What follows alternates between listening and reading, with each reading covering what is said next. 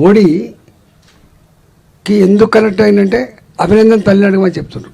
అభినందన్ తల్లి ఎవరు? అభినందన్ దేశ రక్షణ కోసం దాడికి పోయి వాళ్ళకి పట్టుబడితే సంపుతా ఉంటే అల్టిమేటం ఇచ్చి తీసుకొచ్చారు మోడీ గారు. నా అభినందన్ బిడ్డ చెయ్యేస్తే చంపేస్తామని చెప్పి అభినందన్ తీసుకొచ్చి తల్లికి అప్పచెప్పిండు.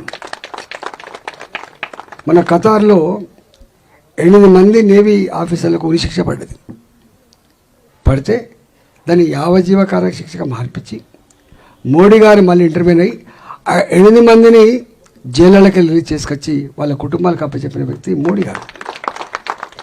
మనని ఉక్రెయిన్లో చదువుకున్న మెడికల్ స్టూడెంట్స్ మన యుద్ధం మొదలైన తర్వాత, రష్యా ఉక్రెయిన్లో యుద్ధం మొదలైన తర్వాత కన్నీళ్ళు పెట్టుకుంటూ అమ్మకు నాన్నకు మెసేజ్ పెడితే గంటలలో స్పందించిన మోడీ గారు ఇరు దేశాల అధ్యక్షులతో మాట్లాడి యుద్ధాన్ని ఆపించి ఆ పిల్లల్ని తీసుకొచ్చి పేరెంట్స్కి అప్పచెప్పినటువంటి వ్యక్తి అభినందన్ మన మోడీ గారు. మోడీ గారి గొప్పతనం గురించి ఇస్రో శాస్త్రవేత్తలు అడిగితే చెప్తారట. దేశ రక్షణ కోసం పనిచేసే సైనిక కుటుంబాలు అడిగితే చెప్తారట మోడీ అంటే ఏందో.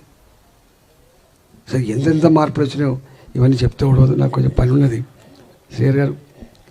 అందుకనే మోడీ పరివార్ అనేది ఎందుకు వచ్చిందంటే భాషలు వేరు కావచ్చు, సంస్కృతులు వేరు కావచ్చు, సాంప్రదాయాలు వేరు కావచ్చు, ప్రాంతాలు వేరు కావచ్చు, కానీ అన్ని ప్రాంతాల, అన్ని మతాల, అన్ని సంస్కృతుల సాంప్రదాయాల ప్రజలందరూ ముక్తకంఠంతో ప్రేమించే వ్యక్తి మోడీ గారి వల్ల.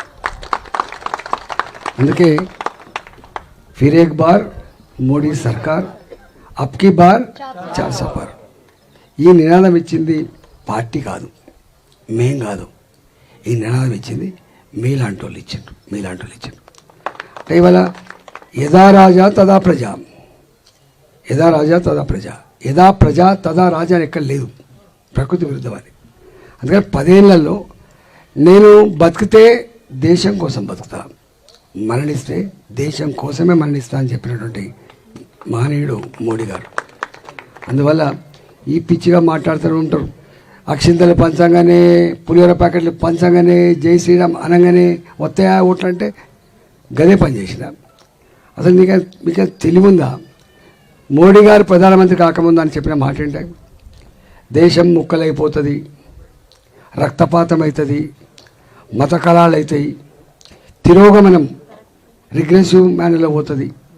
కానీ ఇవాళ పోయిందా రిగ్రెసివ్ మేనర్లో? ఇవాళ దేశం అల్లకల్లోలం కాలే, విడిపోలే, మత కళాలు కాలే, ప్రశాంతత నిలయమైపోయింది. ఇలా మళ్ళీ ఇప్పుడు కొత్త తెచ్చుకున్నాడు, మళ్ళీ ఏదో రిజర్వేషన్లు చేస్తారు. అట్లా బుద్ధున్నోడు జ్ఞానమున్నోడు చెప్పే మాటలు అనేవి. రాజ్యాంగాన్ని 106 సార్లు సవరించారు, 106 సార్లు. అందులో అతి ఎక్కువ సవరణ చేసింది కాంగ్రెస్ పార్టీ. పరిస్థితులు మారుతున్న కొద్దీ ఎప్పుడు కూడా స్టాటిక్గా ఉండవు నిర్ణయాలు, కానీ సమాజం కానీ స్టాటిక్గా ఉండదు, డైనమిక్గా ఉంటుంది. ఇప్పుడు ఆపరేషన్ లేకుండానే మోకాళ్లకు ప్లాస్మా ట్రీట్మెంట్. మీ ఆర్థోపెడిక్ సమస్యలన్నిటికీ రోబోటిక్ టెక్నాలజీ ద్వారా తక్కువ ఖర్చుతో శాశ్వత పరిష్కారం. ఫ్రీ కన్సల్టేషన్, ప్రతి ట్రీట్మెంట్ పై 20% డిస్కౌంట్. ఈ ఆఫర్ కొద్ది రోజులు మాత్రమే. త్వరపడండి. V9 hospitals 9281465842.